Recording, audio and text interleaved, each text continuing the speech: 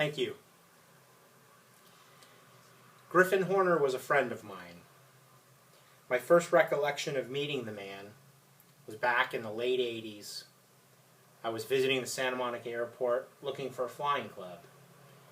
I was sitting at the Spitfire Bar and Grill down the hill there at that corner table outside when I heard the fantastic sound of more than one radial engine flying overhead in the traffic pattern. I looked up, and to my amazement, there was a Ford tri-motor descending to land. I quickly ran up to the observation deck here at the airport, where I joined several other aviation enthusiasts, and we watched the tri-motor as it did multiple takeoffs and landings. The pilot was practicing his touch and goes in a 60-year-old aircraft. When he was finished, he taxied the aircraft over to the parking area in front of us, shut the engines down, opened the cabin door, and stepped out. It was then that I saw he was a middle-aged, bearded man of distinguished qualities, and little did I know that he would have an impact on my life in aviation. During the decade that followed, during various airport functions and club meetings and fly-ins, I came to know Griff as a giving person. I came to know I did not come to know his dry sense of humor, as I rarely could figure out any of his jokes. I came to know him as a wonderfully experienced and gifted pilot and teacher.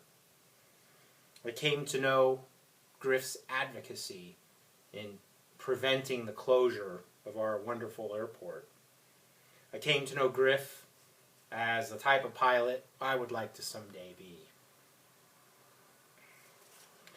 His office was just above the Spitfire, and you could often find club members and other pilots in his construction office talking aviation.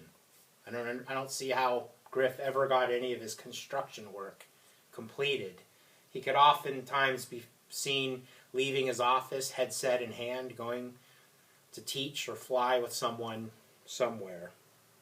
In the evenings, he could, of course, be seen in the Spitfire sipping his 1 pint of beer and talking aviation.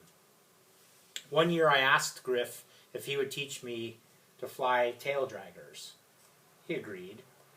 We borrowed a friend's 1947 Piper Cub and flew out just offshore over the Santa Monica beach, about 100 yards offshore, and we were practicing steep turns when I had inadvertently stalled the aircraft.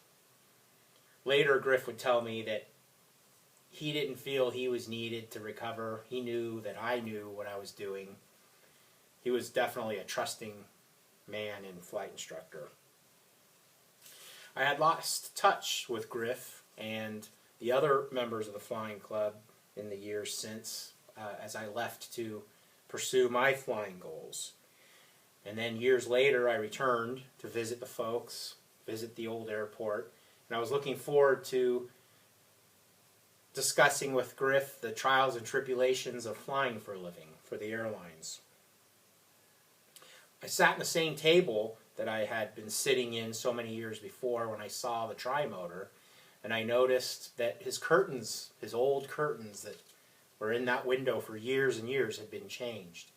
I asked the waitress if she had seen Griff that day, and she looked at me and in a quiet voice said, "Oh, I'm sorry, I guess you haven't heard. Griff passed away last month." I called a club member later that day, and he informed me that Griff had been flight instructing one of the newer, younger club members in the club member's own aircraft, and apparently they had stalled and crashed into the water just 100 yards or so offshore. Both men survived the impact. There's even news footage of Griff walking under his own power to the ambulance. But unfortunately, later that evening, he died of a blood clot in his brain. I'm here today to pay tribute to Griff and other teachers like Griff. I thank you, Griff, for the years of patience and flying and talking shop.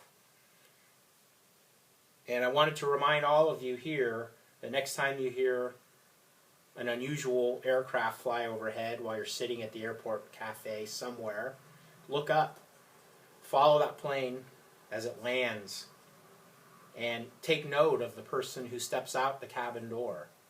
It'll undoubtedly be another white-bearded man or a salty old woman pilot that will be worth getting to know, and you may come to know them as a wonderful teacher, as I found in Griff. Thank you very much.